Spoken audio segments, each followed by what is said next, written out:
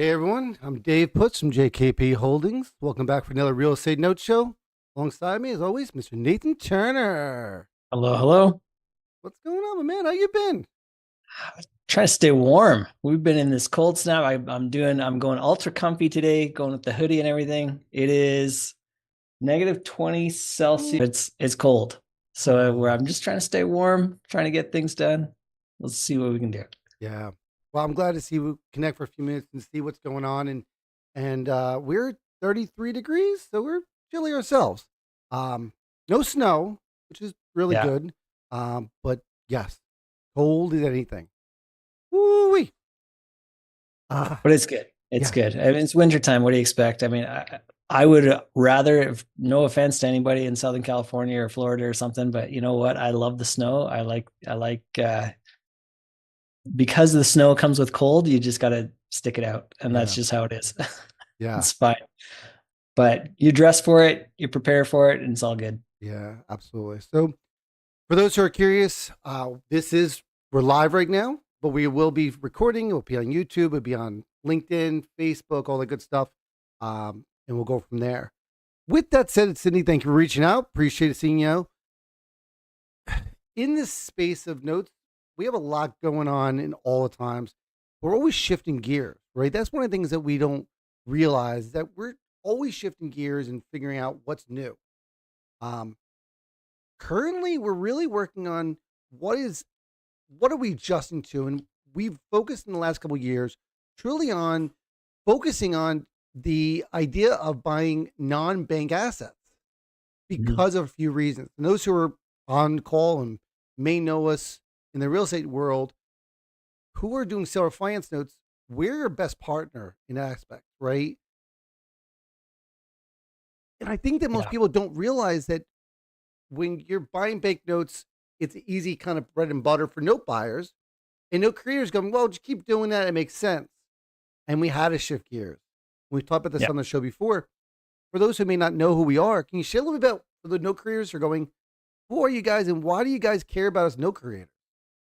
So, I mean, we both got started early on, just after the crash. So Yep. 2009, 2010, 11. And at the time, non-performing was the name of the game. That's what there was. There was tons of it. And so both you and I bought a ton of that stuff. Yeah. Um, Before that, actually, I was on the creation side. So I was doing the seller financing thing. And so I understand it from that world. And then as we progressed on, the economy's gotten better, which is great. But that also means that the non-performing inventory really shrank. So there's still some out there, obviously. There's still people that default on their loans, and Yep. that's where we're there to help. But it's far fewer, and the pricing on it has gotten much worse Yeah. from our standpoint.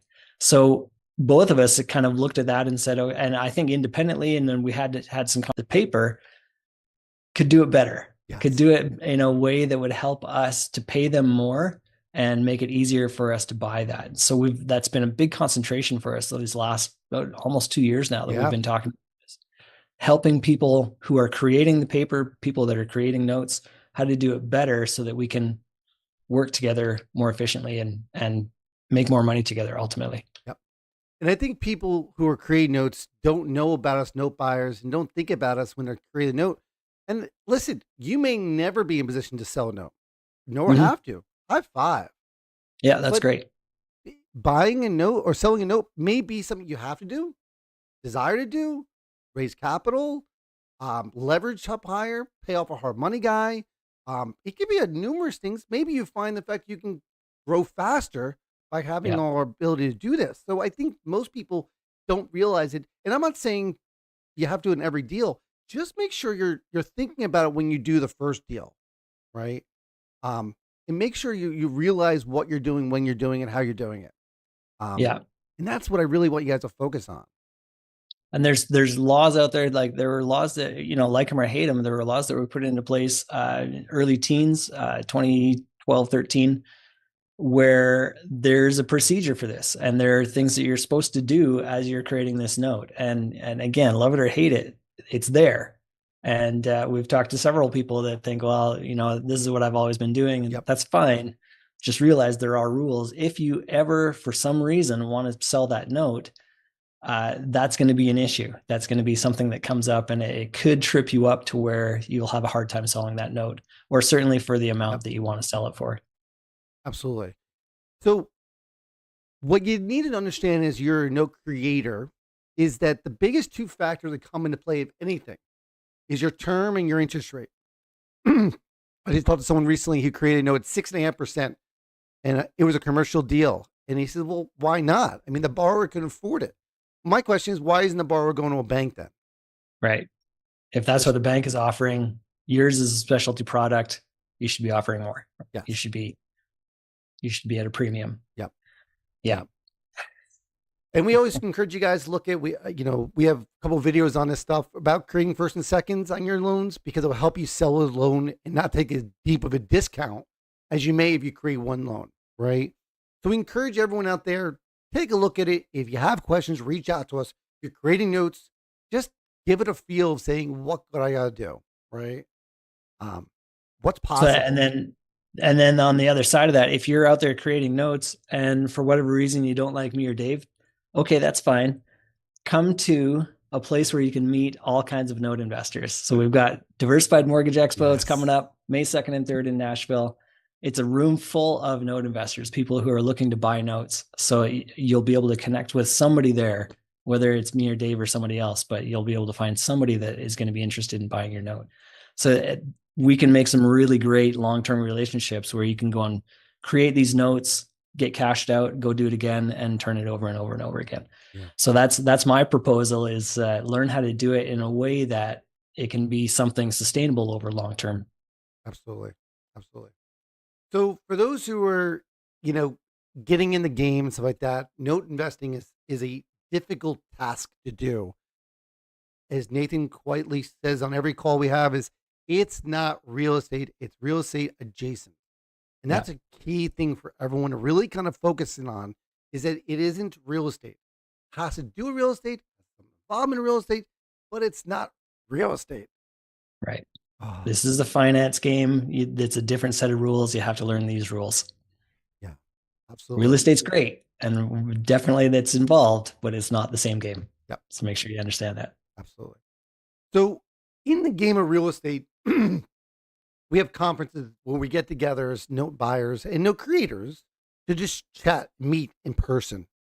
It's a Yeah. weekend that's unbelievable. I recommend you guys take a look at that and really get focused on an opportunity and see what you can do and what you need to get done, and just spend the time to go just visit and Yeah. talk. Right? Face to face makes such a difference. And that's something I want to kind of push out there this time is, you've got, I don't know how many friends on Facebook or LinkedIn or whatever. Those are your connections that you've got online. Now it's time to connect with your connections, like get Yes. actually in front of people face to face. It makes all the difference. I can't tell you how many times we've had where we've done like a Zoom call or something, and then I meet them in person, and it's either, oh man, you're much taller than I thought, oh you're way shorter than I thought, like just simple things like that. But it makes such a difference just to be face to face in person. You sit down together, you have a meal, whatever it is. Yep. Face to face chat makes a big difference. Yeah. So it's great to see everyone come on here and just chat. Um, one thing we want to make sure you're clear on is that when we talk about note investing, it is extremely difficult to focus on full time. But there is a lot of questions that go on with it and a lot of mistakes happening along the way. It's not a 1, 2, 3 you're in. We struggle with that. And Mhm. we continue to struggle with it, be honest with you. We may still make mistakes. So, again, if this is anything you miss on here, the recording will be on there. I did see a post about requesting an event. I'm doing seeing some internet bouncing around here, so we are recording it. It will be live on our call later if you're having trouble getting to it. Yeah. We're gonna bring our guest on in just a moment, but when you first got into this, Nathan, what was your thought of what note investing was? I had no idea. I didn't know they were called notes. I mean, I really had no clue. It was a necessity. So I had a whole bunch of properties that were in really bad shape and I had no operating budget. So the logical step was what me and my old partner figured out was we could sell these houses as is on terms. Whoever's moving into the house, they're responsible for the upkeep. That was kind of our whole mindset is like, we don't have money to fix these up. So, all right, borrower, it's your job. So instead of a rent, we charged rent and an interest rate. And I didn't even know how to work a calculator. Like it was ugly. The paper was not well written. It was not very good. And then I went to my first noteworthy conference in 2009, and I was absolutely blown away. There's all these people in the room talking about exactly what I was doing, but they had years and years of experience and knew the business much better. And then they were talking about buying and selling these notes back and forth. And I'm like, this is a thing. This exists. No way. So that was the intro. And then it was all about non-performing. And so again, coming from a real estate background, so you're telling me I can buy a non-performing note and then that's the way that I can get the property? Well, yeah, that's one thing you can do, but that was where I was approaching it in the beginning. And then as I Wow. kind of continued on, I'm like, why do I want the house again? It's a Yeah, lot more the work. liability, right? That the Yeah. managing of it, Yeah. it's not I would worth it way to us. rather just deal with the paper. It is so Yeah, much simpler, so much cleaner. yeah. So let's bring our special guest on here. I did see that I'm having some internet bounces. So again, it will be recorded. So I appreciate you holding on there for a minute. So let's bring our special guest, Mr. Kevin Crowell. How are you, man? Hi, Dave. Hi, Nathan. How you guys doing? Thank you so much for Good, having me. I man. appreciate it. Thank you so much for the time. Yeah, Yeah. absolutely. Tell us a little about yourself. Well, guys, I've been in the note business now for quite a few years. Very much like you guys. Started out not in 2008. 2008, I was in the financial game, but I was in finance and had an interesting beginning. Obviously, during the crash, I was still in finance. Um, Mhm. I had gone to a financial mastermind. And again, I'm from the Boston area. So when I went, it was, believe it or not, it was a financial mastermind run by Robert Kiyosaki and Okay. our current president. Wow. And yeah, one of those cash flow business expos. Yeah. And in there, they had all kinds of things, how to, get money from the government, all this kind of stuff. And then there was a lady in there, and she talked about notes. Hmm. Now, at the time, I'm just like, okay, this doesn't exist. This lady's full of it. Um, and I'm like, being the bank. Sure. Sure. No. This does not exist at all. This lady's, and then she starts doing, it's basically she's talking about owner finance. Mhm. And I'm just like, this lady's off a rocker. No way. Finally, but I was just like, you know what? But this is one of the only ladies that actually is, talking about something that really interests me. Yeah. Yeah. She has a course basically says, if you buy something in 30 days, I'll refund the entire course. I said, 30 days? All I have to do is, purchase one of these. That's it. Sure. Yeah. Okay, that's it. Sure, I'm game. Yeah. So I went, I did it. I got the course for free. And she literally said, yes, you got it. Okay. Obviously 2008 hits, I lost my job. I'm just going about getting, contract jobs, everything. I wasn't even thinking no investing. I was just Mhm. thinking about, how to pay for rent, all this kind of Mhm. thing. Then, but her course is sitting on my bookshelf, just sitting there. And I see her emails popping up. And I said, you know what? I said, I have these contracts, but they're only paying me, by the hour. I'm going to take that out. Mhm. I'm going to really look at it. Really take it out, read it. I buy another one. Then I'm on another. Mhm. And I said, you know what? I like this better than that. Yeah. And I emailed her and I said, you know what? Are you having another conference? I'm in Dallas. I Yep. said, Boston, Dallas. The weather's better in Dallas. I'd rather go to one of your conferences. And I did. And I really took and this time I'm surrounded by, like Nathan had said, no investors. Yep. You're like, well, who are these people? This time, you absolutely did. I'm like, oh, okay, now I'm actually really concentrating on this stuff instead of just wondering when Robert Kiyosaki's going to come in the building. And I'm like, my God, you can actually do this and you can actually make money on this. Now, at the time, I'm just looking for cash flow per month. Yeah. I'm just looking to, for a steady stream. Okay. The time, I have my wife and I were just looking for a way to make money each month, all this kind of stuff. But a lot of it is kind of getting out of my own head. I'm like, I can actually still do this. And I think that's one of the things that I just had to learn. Like, don't make this so complicated. It's not that complicated. A plus B equals C. Okay. Yeah. And I think that would be a lesson for anybody that's listening. It's not as complicated as you make it. Just get out of your own head. It's not as complicated as you think it is. Just don't try to over engineer it. Sure. Hope that makes sense. Yeah.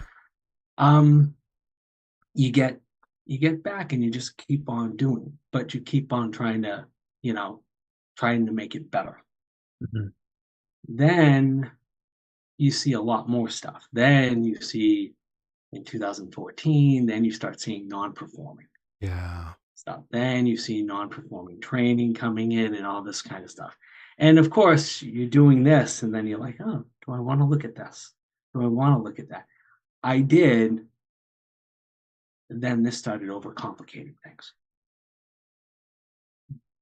You guys have any questions, please ask. No. Because I can keep talking. No, I'm from Boston, so I can talk. It's all about learning what you're doing and figuring it out along your way and avoiding mistakes, right? That's the biggest concern we all have is we don't want to make a mistake. And part of it was learning as you go. Yes, absolutely. And I think it was a lot about too much thrown at you at the same time. Yeah. When I first got started with the non-performing, the good news was I was able to buy them at a low enough, like a big enough discount. Mm-hmm. I had room to make mistakes. And so I did, and I learned and I got better, but we were still okay because that pricing was it was ridiculous. Like it was so low. Mm-hmm. I could spend, it was crazy. I would buy a $30,000 note for $10,000 and, we'd still come out ahead. We'd still, we'd make, anywhere between, I don't know, $2,000 and $10,000 or something like that. But still, even at a $2,000 profit, I didn't lose anything. And I sure learned a lot along the way, and I learned how to do it better and what to do and what not to do and all those kinds of things. And so that was a huge help. So that was alongside taking different people's classes just to understand even just different points of view. Different people have different ways of doing it, different preferences and things. And so that was useful as well, as to have that additional training. I think what also helped me was my financial background. The fact that I could, while I was in it, I could use a calculator pretty easily. So when I was given a calculator, I was just like, okay, this is happening. But when I was gaining experience, I was like, okay, maybe I should take this number into account. Maybe I should take that number. And if anyone's listening, there are a ton of calculators out there. You guys provide a calculator, which people can use. Others provide calculators. What helped me was I already knew how to use a calculator, and my experience helped me add this. It's like, okay, I've never seen that. I need to add this number. This number I've never seen. I need to add that number. It took a lot of mistakes, which I saw. But just as far as the training went, when I saw a non-perform, that was stuff that I wasn't used to seeing. So let's dive into that for a minute, right? Because I think people today are spoiled with performing notes, right? And you take the financial calculator out, you put a bunch of numbers in, you get a yield, and you think, well, here's my PV. I want a 10 yield or 12 yield. Here's my PV. I'm going to buy it. And for the most part, they've been right. Right? For the last couple of years, performing notes has been what it's been until it's not a performing note anymore. Well, that's the thing. And that's what I primarily wanted to take non-performing for, because I was basically saying to myself, you know what? Any performing is going to, I can have as many as I want. It's like, oh, it's just going to keep paying. No, it's not going to do that. Right. Some of these people can just say one day, you know what? I don't feel like paying you. Too bad. Yeah. Which is why I said to myself, okay, I need to get accustomed to this. I need to. But again, I think, it's who you learn from too. Yeah. And I think probably the other thing the big lesson that I learned was the aspect of due diligence. Mm. And it's not just on a note, which, we're going to definitely get into. Yeah. It's due diligence on who you learn from, who you buy from, who you sell to, the vendors that you use, which that's a big thing. Yeah. The trainers, do the trainers buy notes? Do they practice what they preach? Obviously, I'm talking to you guys. You practice what you preach. But some don't. Yeah. And it's too bad, because there are people out there learning from these people. Yeah. And they also give money to these people. And I get it. Training has money attached to it, and people are really good at presenting and marketing and sales and all that stuff out there, right? And there's some really great educators out there who are also great marketers. I mean, Tracy and Fred are great marketers as well as great trainers.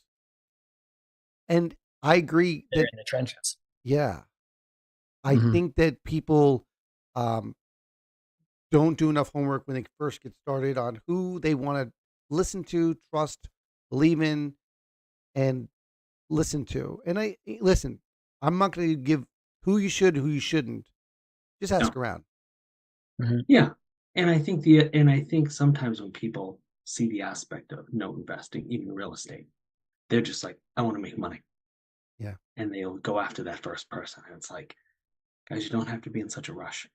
And that's the same thing as, getting an investment. I know sometimes when I was just getting started, especially when you have your first kid, it's like, oh, I've got to start saving for them. Yeah. Look at this tape. Oh, I can get this one because that's what I can afford. That looks great. Oh, don't worry about the due diligence. I can just get it. Why not? Because you can also lose that. Yeah. Don't just skip through certain things, guys. Just because that says it on a tape doesn't mean it's real. Yeah. Doesn't mean that person's telling you the truth. Oh, you know what? You could just go with this servicer. You sure you want to go with that servicer? Oh, just get that from this title company. Yeah. Sure you want to get that number from that title company? Yeah. So let's dive into some details here, right? Because I know people are saying, well. So let's dive into some fun stuff here. What would say your first lesson you learned that you remember when you got in this space? What was the first hard lesson you learned that was negative that you said, crap, I can't make that mistake again? Let's see. I would say the first or second note that I bought, again, like I was saying, I rushed through it. When I rushed through it, I went to an attorney and I just believed everything that he said. And what happened was it turned out I knew more about the note than he did. And he basically came back, said, oh, everything you're saying is right. What? I want you to tell me more than that. I'm paying you to look at this file, the collateral file.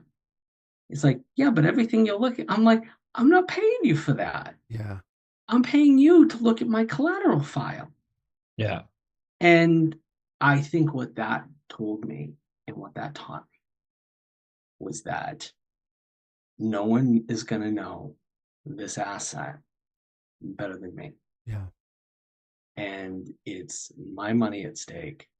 So no one's ever going to know the assets that I have better than me. So do you say you learned that you can't trust attorneys, or No, don't expect them to analyze a deal like it's their own? the latter. The Yeah. latter. No, you can trust attorneys, but it's just like a vendor, just like a trainer, just like Yep. no one's going to do the work for you. No one's Yep. going to do the heavy lifting for you. Yeah. That's what I would say, Dave. And with attorneys, sometimes it's just they only know what they know. Yes, And exactly. so, Yeah. you And know, and what go are you ahead. asking? Analyze Yeah. the file, or Mhm. can I foreclose on this if I need to? Those are two different Yes. questions. Exactly. So And I key think number one, now, guys, when you yeah, talk to an attorney, the question is, can I foreclose on this file? Yeah. Don't tell Because if me you is it a just say good look over deal? look over the collateral, like they'll flip the pages just like you did. mm. And I That's think, and that was, I think, the biggest thing yeah. was, what did I ask? Was I specific enough? Did I say what I needed to say? Yeah. And so then I go back and I say, listen, this address, this file, Mhm. does it have this issue? Does it have A? Does it have B? Does it have C? Does it have these issues that I need to worry about? Yeah. Yes or no? No. Thank you. Yeah. Yeah. But you end Yeah. up double paying for it. And then it's like, in the end, was it the biggest deal in the world? And did it cost me thousands upon thousands of dollars? No.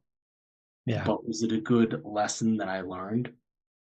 Yes. So after that, I was really specific. I was really cautious on who I used, what I needed, which was really helpful. Yeah. And was it a big, huge loss? No. Luckily, I haven't had the biggest losses in the world, but those little mental lessons, Yeah.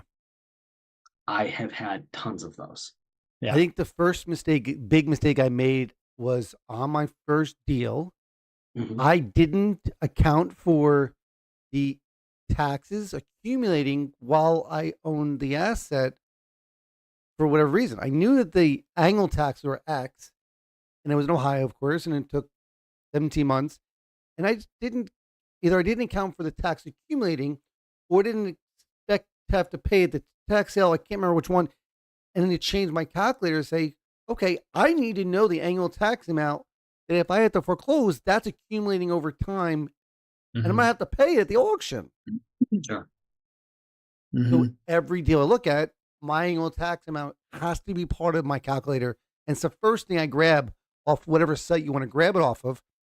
It could be 400 or 4,000 or 40,000.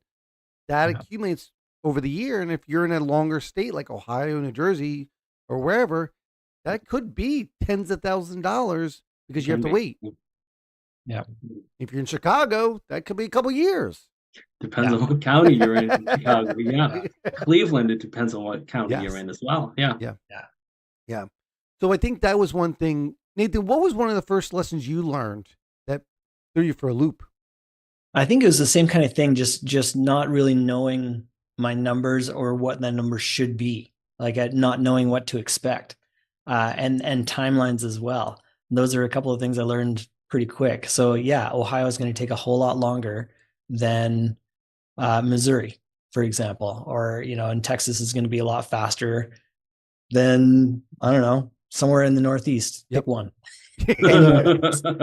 Just combine them all in one. They're all the same. Just you know what? Don't even bother. Yeah, but those can take a very long time, and time, like you say, taxes add up. Your holding costs are adding up, and then typically, if it's a longer foreclosure state, the attorney is going to cost more too. Yeah. So that that's a different factor to put into account. Even sometimes in Florida, insurance can add up too. Yeah. Yes. Yeah. Forest Place is expensive down there. Yes, it is. So due diligence. Where have you made a mistake, Kevin, where your due diligence wasn't that you've learned from? Maybe positive or negative, right? Um, oof. Well, let's see. I would say, um, as far as due diligence, What's something um, today you do now because before you didn't realize it, didn't think about it or care about it, right?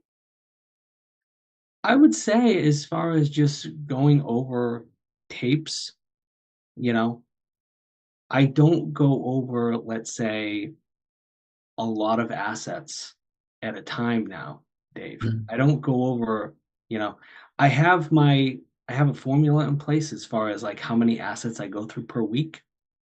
I don't go over like some people always recommend, oh, you need to go over a certain amount of assets. I'm not going to say like hundreds, Mhm. but I don't do that.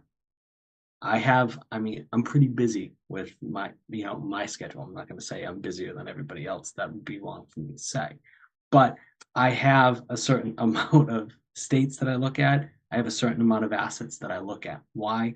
I try not to look at quantity. I try to look at the quality of the Yeah. assets, which gives me time to look at it. Mhm. When I did that before, it would be too much, and I would try to rush things. I think people get stuck on, well, Nathan bought 3 assets. I got to buy 3 assets. Yeah, Yeah. That means I'm nothing. Dave, I'm too old. Yeah. I feel like my wife likes to refer to me as like, it's like, listen, you're an old man. You're an old man now. So you know what? I don't think of myself as an old man, but you know what? I try to think of myself like less is more, Yeah. Yeah. and I'd rather worry about, trying to say, you know what? Let me look at quality instead of quantity. Yeah. I hear And you. let me try to say, you know what? Let me worry about good tapes instead Yeah. of every single tape that's out there. You guys have a good tape that you send out. Yeah. You know, Paper Stack has some Yeah. good assets. You know, Yep. there's some that aren't the greatest, but they have some good stuff. You know, We had a question for also, Christina on here regarding, interesting a note about the attorney as a vendor. Would it be appropriate to ask the attorney about what issues I could be facing if I had to foreclose and what the attorney advice would be about tax foreclosure as well? I'm currently looking at a near home here in Texas, but I can imagine other states bring more details you'd have to have attorney look at. So I'm presuming you're asking, Christina, is, should you ask attorney about what issues could you face as well as asking about tax foreclosure? Um, yeah, I mean, an attorney can give you advice. A tax foreclosure, if you own the taxes as a lien on the property and you bought a county taxes, yeah, a similar attorney would be foreclosing on it.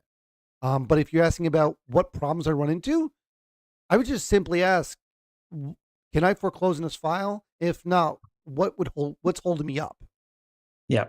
What are mm, some of the things that would prevent this Exceptions. from Yep. foreclosing? mm, And that's a good one.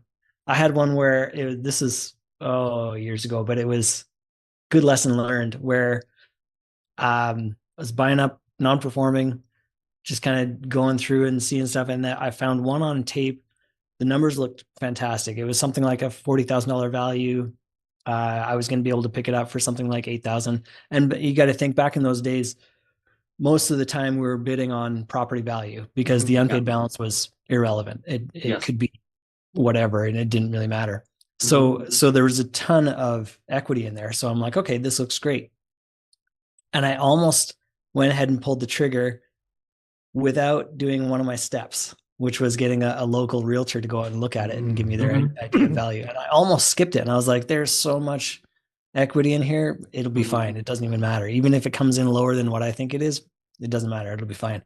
And I was like, well, I'll get it just for the file, just so I can stick it in the file, say that I've got it, whatever, it'll be yeah, fine. So I had the realtor go out there. Sure enough, what house? There was no longer a house on that lot. And so now it's just a piece of dirt.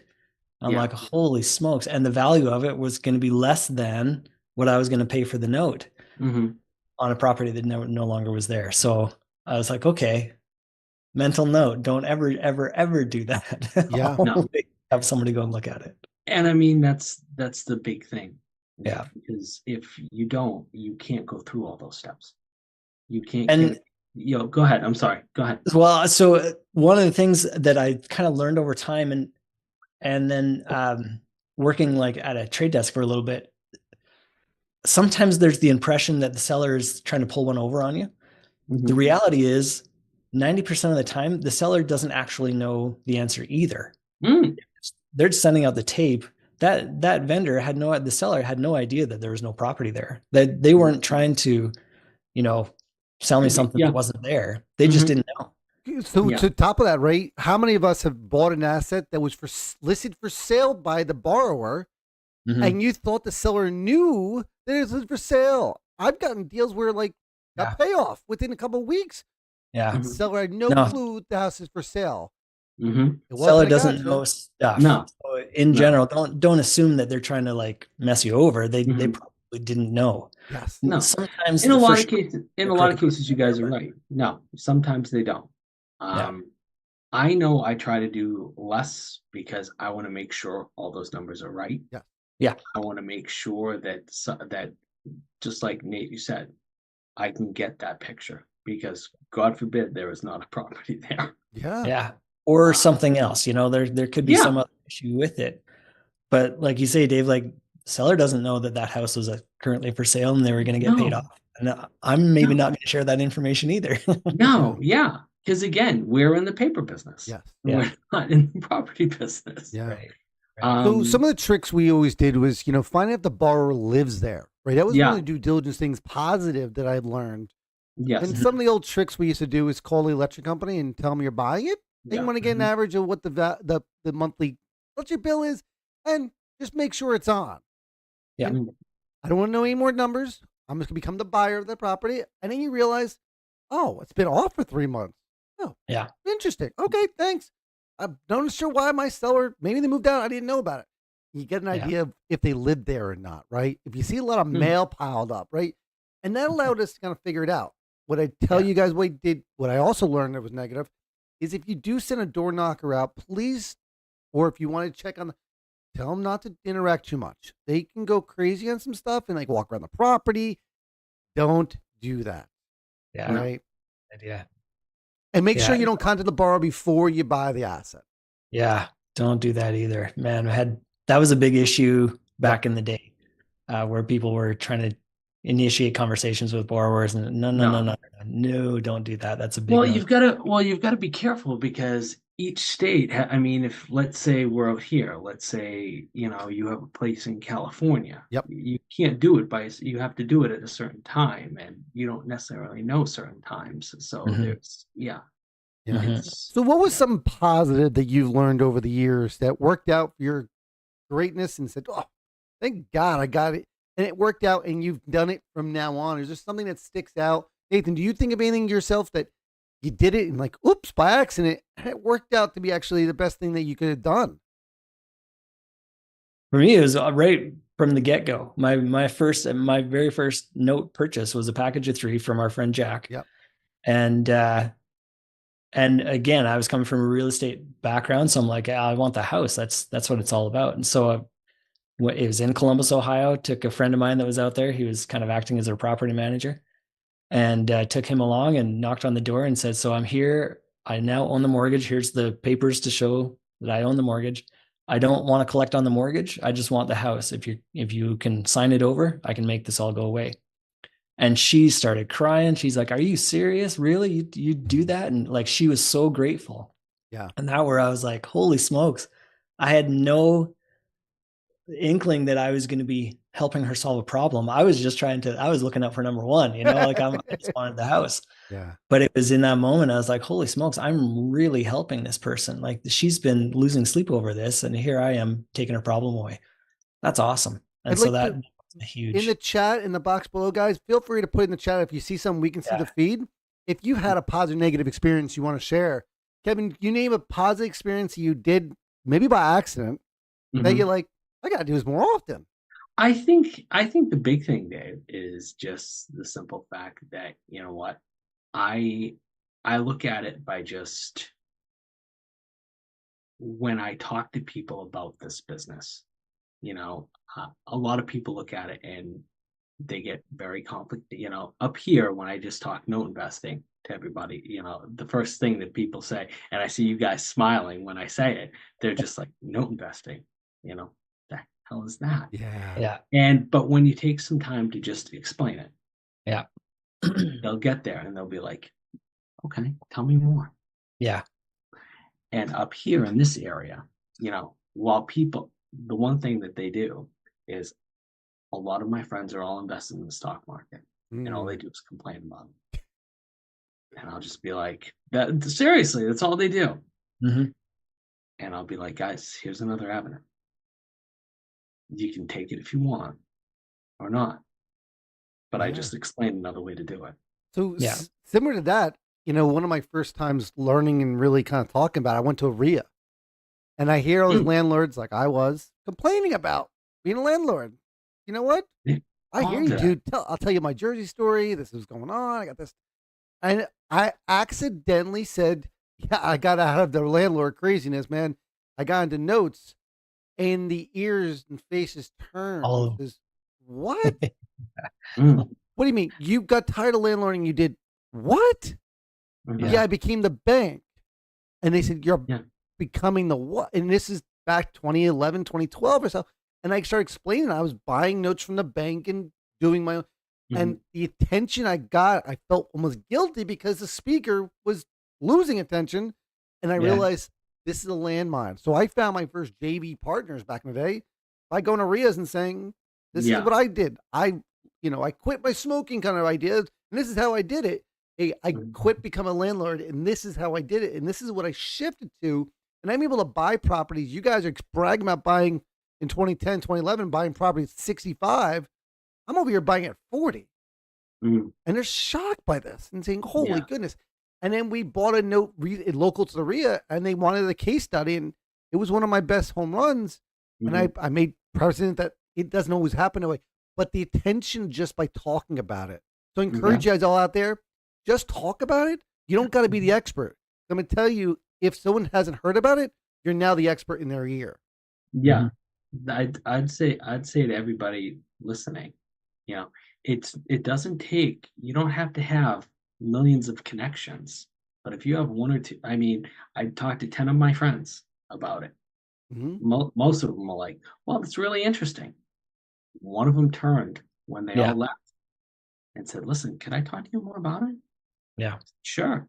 And they said, how much would it take? Once they say how much, it's like, okay, all right.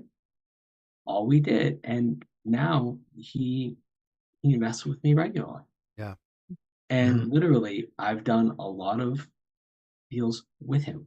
So calculator is a big thing in our space. Yes. Name something you've learned over the years that you've changed or added to your calculator that kind of made you who you are today. That was a positive or negative. What was something that you didn't do 10 years ago that you are doing today that your bid calculator is able to do? Oh God, my calculator. Now, before I never really had much as far as if it goes non-performing. Now I have a lot of, and most of the stuff I buy is performing. It's owner finance. Now it has a lot of, what if this does go non-performing? What kind of return am I going to get if this does go non-performing? What's going to happen? When can I, what kind of, if I sell this back, if I keep this a year, what's going to happen with it? What kind of return can my investor get? What kind of a return can I get if this is my money? Yep. That's what I have. Yeah, that's good. Basically, if the SHIT hits the fan, what am I going to do? So Nathan, what have you changed over the last 15 plus years that your calculator, not the first one, because we all would cry looking at our first one, that now it all does, right? Something you learned along the way. So much, my goodness. And the non-performing calculator shifted so many times and just added different things. And it's like, okay, mental note. Now we got to add this in. Now we got to add this in. Now we got to take this out because we don't actually need that. And, all those kinds of things. The biggest shift now is, for a long time, I was just doing JV partners. So we were, whatever the end product was, we were just splitting the profits. Now I'm at, with the fund where we're paying an annual return. So I know exactly what I'm going to be paying them. Before with the JVs, I didn't know I was going to pay them. It just, however it turned out, it turned out. With this now, I know what I'm going to be paying. I know when I'm going to be paying it. So then I back into it and I say, okay, so if I'm going to be paying my investor 8% a year, then that means I need to make at least this to make sure that I can pay that and pay myself at the same time. So that has really shifted my mindset on how to look for notes and like what kind of returns I'm looking for, and even the types of notes. We've been talking about this a little bit just recently. I've been buying more short-term notes, and in the fund structure, it makes a ton of sense. It makes a lot more sense for that to happen. It's less work for me. I don't have to look down the road and say, at what point do I need to sell this loan to get my money back out? Instead, I look at it and say, okay, 12 months from now, I get all my money back out. Okay, great. Yeah. It takes a whole step away. So that's huge. So, I mean, it's constantly shifting as I learn things and as I, find out about different kinds of notes or different approaches. It's always changing. So it's awesome to just keep your ears open and eyes open and your mind. I still adjusting my calculators. Like balloons were never in my calculator 10 years ago. Right. But we didn't have them, right? Because banks didn't do them. I think the biggest changes, and people see my calculator and cringe, right? Because it's ridiculously big.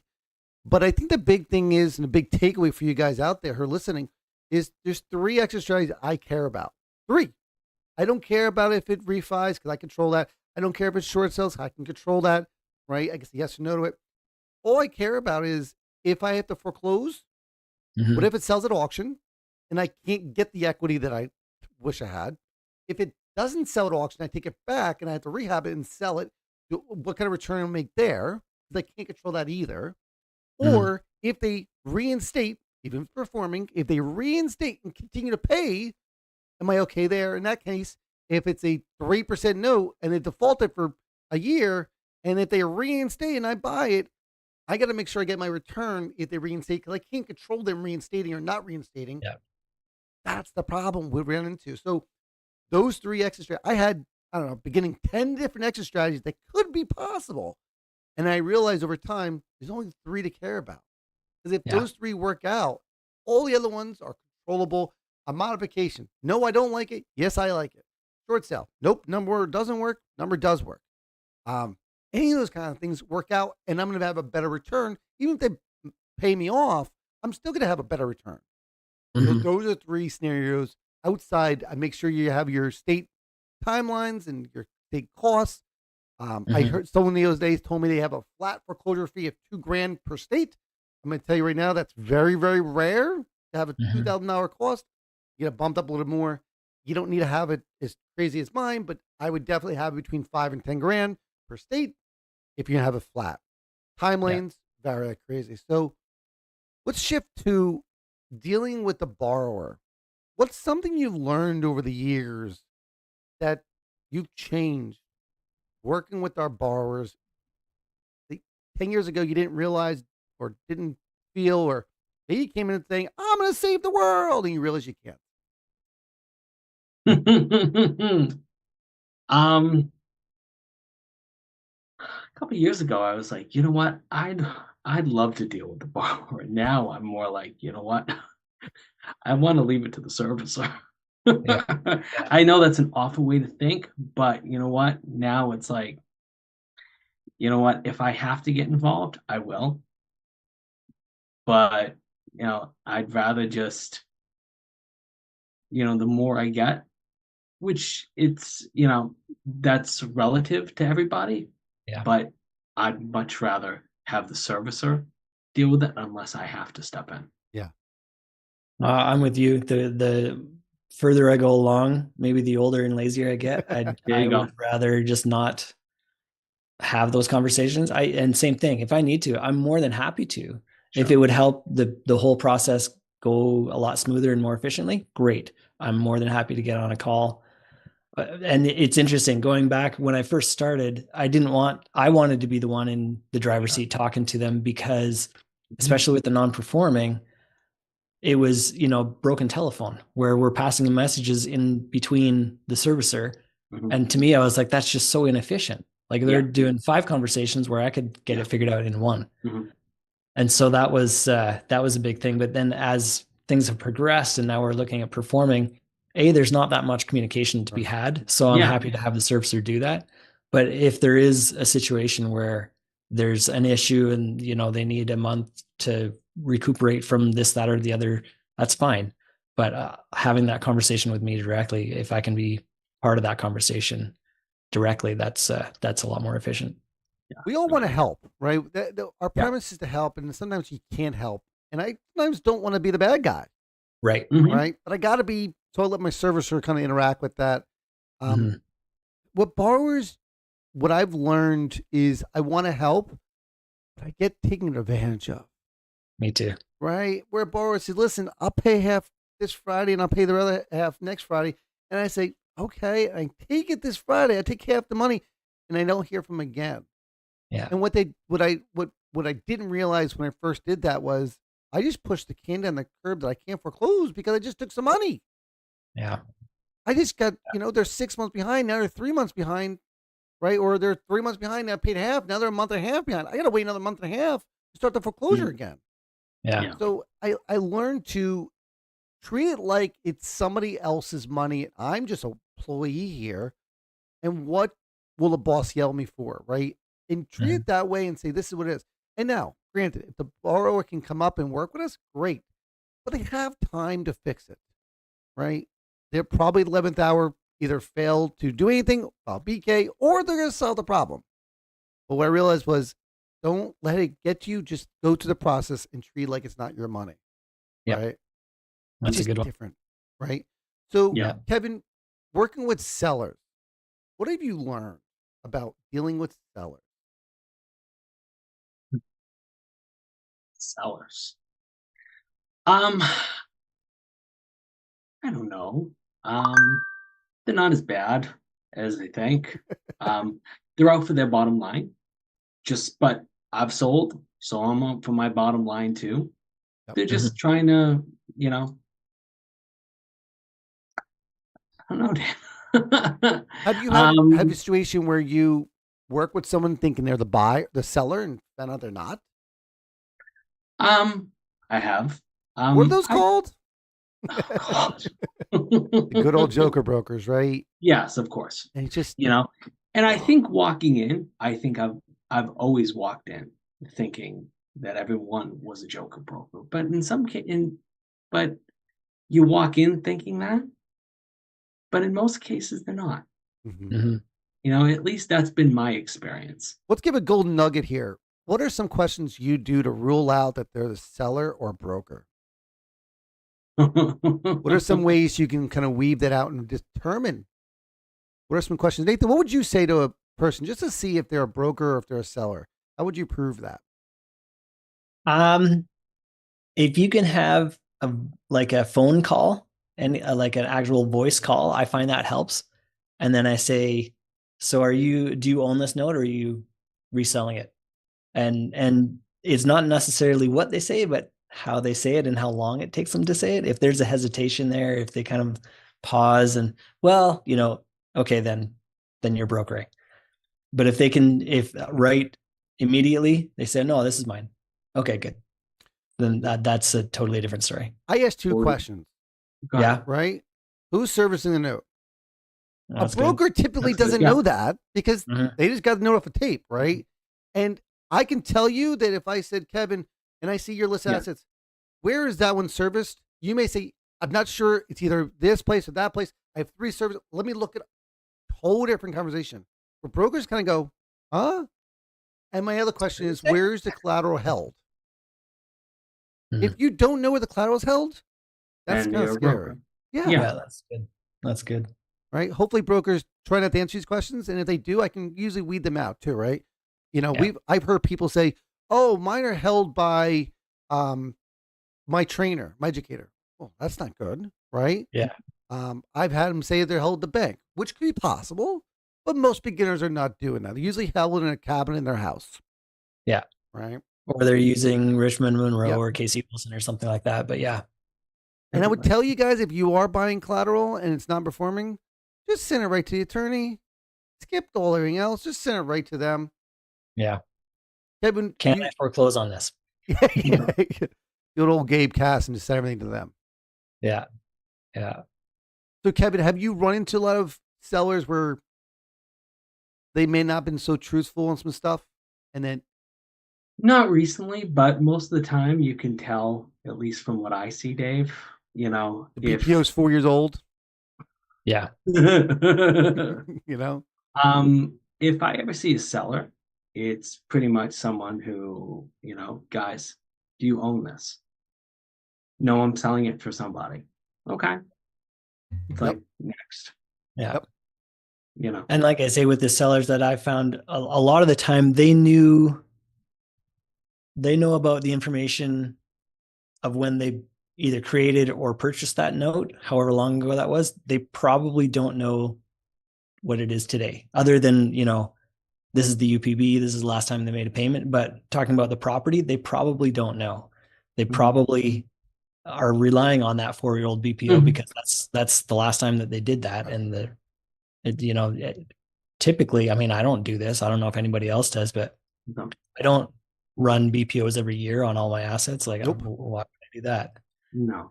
I know what it was when I bought it. I don't know what it is today. No. So I'm going to bring up one Nathan that passes by. We have tons of these guys. We can go out for hours to this. Nathan pulled one over a bunch of us in our private group. This going back a few years ago. We all got a tape of assets, and we all says, nope, we're passing this one. And Nathan was able to determine that the next due date was very similar to the data date of the tape. Yeah. I didn't pick up on that, and the 8 or so in our private group we were talking with didn't pick up on either. And he said, "Oh man, I made offers on that tape." Really? Why? And once the offers were submitted and things were awarded, he says, "Guys, did you ever look at the data tape date? The date the data was pulled and the next due date? The whole tape was performing, but according to us, it was 3 months old. He pulled the data 3 months ago." Yeah. So it was old data. It wasn't that it was non-performing. All of them were performing. They just had old data. So, again, should I have said something? I don't know. So I bought it as if they were non-performers. So my pricing was based on non-performers because that's what they thought they were selling. And so I was pricing accordingly. Okay. Yeah. But my hunch was they're all actually performing according to the history. Everything had been performing up until 3 months ago. Yeah. Wait a second. And then, and sure enough, they were performing. So it wasn't that many loans. It was 4 or 5 loans or something like that. But sure enough, they were all performing, not non-performing. So I got a sweet deal on those guys. That was awesome. I bet. Let's dive into another due diligence one that I love talking about. What have you found in servicing notes that really made a deal work or made you run? Servicing notes. And let me switch. Are we allowed to ask for servicing notes from our seller? Absolutely. Every time. You should always do it. Yes. Yeah. It's like a necessity. Yeah. So tell me something you found. Yeah, good. Nathan, what have you found in servicing notes that kind of either made a deal good or made you run? I had one where it made me run where in the notes I was reading through and like the last 6 months of communication between the servicer and the borrower was just like back and forth, almost bickering, where the borrower was obviously very angry and belligerent and did not look like they wanted to do anything productive. And so I thought, so that could go either way. That could go where I can walk in and now I'm a brand new face and now I'm the hero. Whatever I say, I could say the exact same thing that the last guy said, but I'm a new face. And they'd be like, oh, I like you. I don't like those guys because they did this and they're this bad and blah, blah, blah, blah, blah. So it could work that way. Or I could walk into it and I'm just another jerk that is trying to collect money from them. And, they don't want anything to do with me either. So in that case, I decided I was going to be another jerk. I figured that's how I would be seen, yeah, perceived. And so I'm like, no, I'm out. I don't want that one. Yeah. That's just going to be a headache. And I don't want to take it on a headache. Kevin, have you seen something in service notes that kind of made you run or get excited? I think what I've seen, Dave, is whenever you see on a tape, you see, oh, it's a performing note. But a lot of times on it's like, oh, is this really performing or is this going to be a non-performing gem? When Mhm. I like to look at the servicing notes, what I like to see is borrower hasn't paid in 3 months. Borrower hasn't paid in 4 months. And it's like, okay, is this really a performing? Whereas do I really want to deal with this borrower? Do Yeah. I want Mhm. it like borrower pays every other month? Borrower pays half every other month. Yeah. Just like you were saying before, it's like, is this just going to be a can that I continuously kick down the road? Do I Mhm. really want this headache? Yeah, the price is low, but why is it low? Oh, this borrower's not paying consistently. Um, you know, sometimes that could be a good thing if you have the right servicer and you can just try to basically say, listen, say this, maybe you can work out, a payment schedule. Maybe you can do something. A lot of times I just haven't purchased it and just don't waste my time. Yeah. In service notes, I've also seen where they wanted to make a modification, right? And they're Hmm. talking about it and nothing ever came of it. Or you find out, hey, listen, I lost my job. I just got a new one. And I'm Hmm. gonna tell you, sellers aren't looking at servicing notes as clear as as closely as we are. No. Yeah. So sometimes the One. GEM's looking through and saying, look at the borrower. It could be combative. It could be, hey, they started answering a phone call recently. It tells you a lot of what's happening. Hey, there's damage to the property. Hey, what's going on here? My husband got sick. We're just back to the hospital. It's coming through. Can you please hold on for another month? And then you look on Facebook or social media and go, you can see him at the hospital. And you can Yeah. see, one of all right, I'm I'm sorry. out, or I got my job back.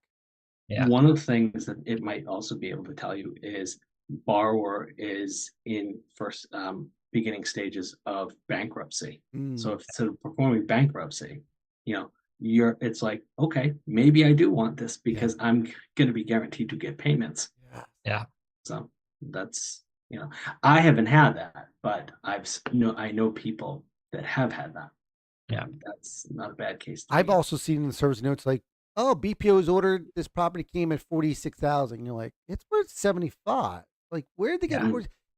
And as we all know, BPO's as far as you can trust them, right? Yeah. Sure.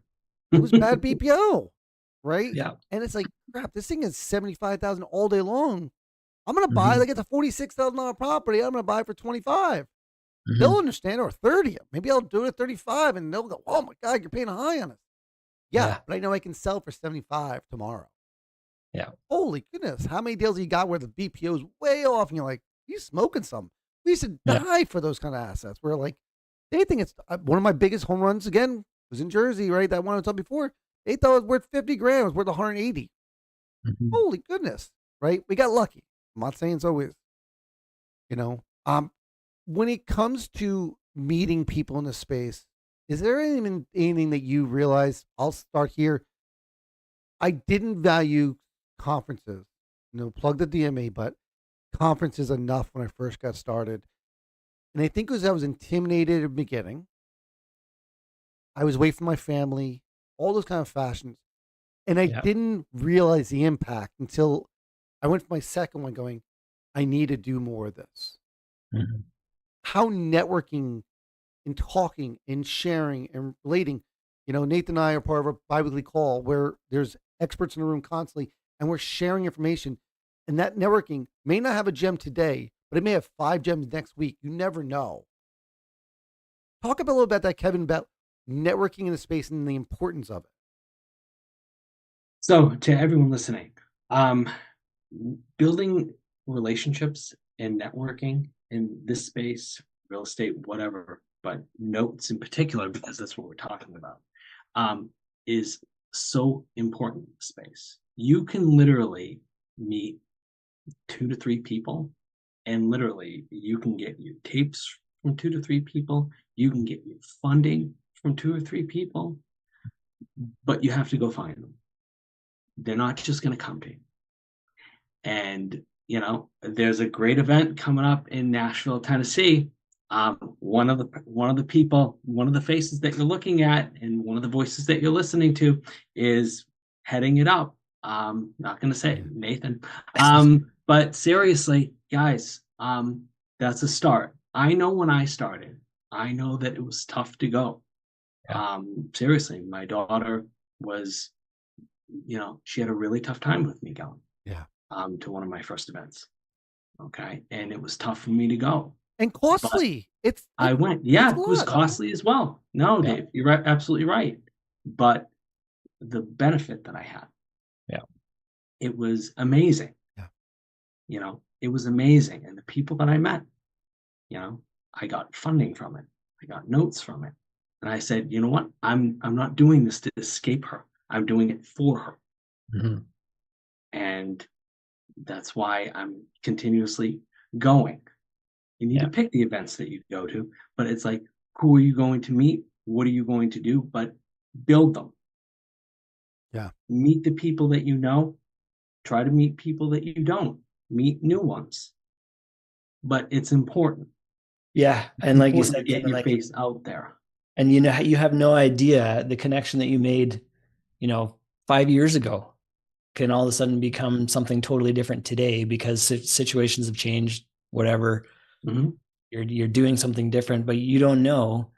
It could be today, it could be next year, it could be 3 years from now, whatever. But I'm blown away at the difference that makes of just being able to know people and have people know you. Mm-hmm. It's night and day. Yeah. Yeah, absolutely. It has to happen.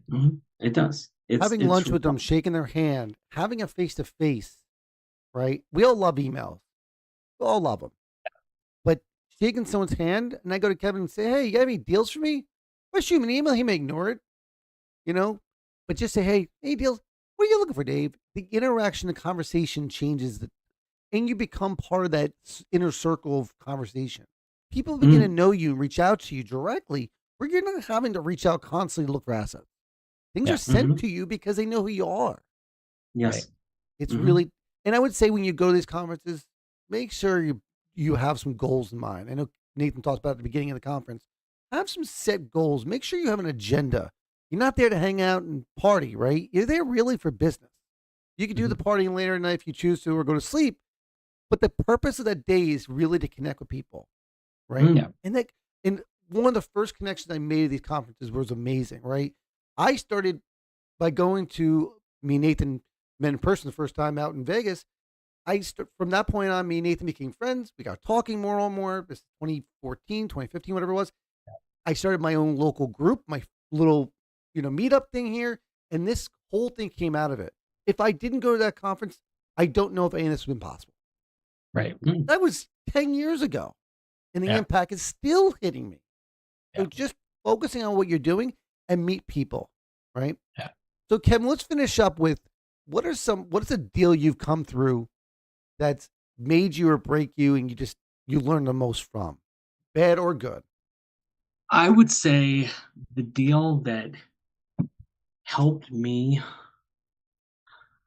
not may have been the best profit or biggest loss, but you learn the most from, positive or negative. That's lesson. Yeah. Let's see.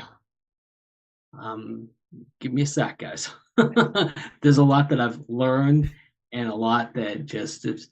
I'd say just, along the lines of the deals that I told you guys, the ones, probably one that couple of the first ones that I just rushed, the first couple that I saw where I got in and I wanted to just, oh my God, I got in and I was just like, look at this. This is my price point. I need to buy it. Well, you got to do some due diligence on it. Okay. A, B, C. I've just got to get it back because I've got this many days to just, here it is. Here's the offer. Here's this. I've got to keep on making these bids. I've got to keep on making these bids. Then all of a sudden, all of them were accepted. So you went to school. You went to class and learned. Yeah. And the crazy part about it, you may have broke even. You may have lost a little money, but you would have got some of your money back. And we say this, in college, you get none of your money back. You have education, but none of your money. In notes, you may get a little bit of your money back. You may lose some money, right? But you Yeah. get some of it back. That's my Kevin. I was gonna say the same thing. That first deal changed my belief of, I don't know if I could do this or not, or hey, is that seller gonna scam me, or is this whole thing a scam? And going, wait a minute, I just made $1 in this deal. Wait a minute. It shook you to the core. So those who are beginners at this thing, right? Just get in. I don't care if you buy it for $15,000 and you lose $5,000. You just paid $5,000 for an education that you couldn't get anywhere else. Yep. I'd say the most important thing, guys, is this. Okay, for anyone out there that's new, all right, learning with implementation is the most important thing that you could do. Okay, it's no different than playing the piano. You can read a book about playing the piano, but the only way that you're actually gonna learn how to play is to sit down in front of the keys and put your fingers on them and actually play. Yeah. Some of it's not going to sound great. Someone's going to complain about how you play, but eventually, after time, it's going to sound great. How many people here, how many of us have heard someone go to a conference say, boy, I've seen you around a lot. I've seen you at conferences. Yeah, I've taken some education, and then ask them, how many deals have you bought? And they say 0. And you just feel bad. Like, you spend thousands of dollars and you just buy an asset and screw up or succeed. You may succeed, and you can ask people about the asset. Hey, these numbers make sense. What am I missing here? Right. But do something. Yes. And I tell everybody, guys, it's okay if you screw up. Yep. Yeah. It's okay. What if you want to just buy a partial at 6%? Any one of us can sell partial at 6% today. Yeah. And you say, well, that's not a lot of return. It is. Wealth of knowledge, experience. Yeah. Right? Loading with a servicer, boarding it up, looking at a servicer record, saying I'm actually a note investor. Holy, you actually are a note investor. You'd get a better return on a partial at 6% than just going to conferences and buying nothing. Yes. Yeah. Learning and hearing people talk about it. So what do you see coming down the road, Kevin? What's your crystal ball? Oh, well, you know what? I kind of had a feeling that you guys might have. So I mean, I'll prepare you for the fact that I'm from Boston, guys, and all I've been hearing in the news on All I See is Elizabeth Warren talking about the destruction of the CFPB. I don't know, guys. I mean, I'll be honest with you. I would exercise anyone that's out there caution. There's a lot. I mean, obviously, origination is going through the roof right now.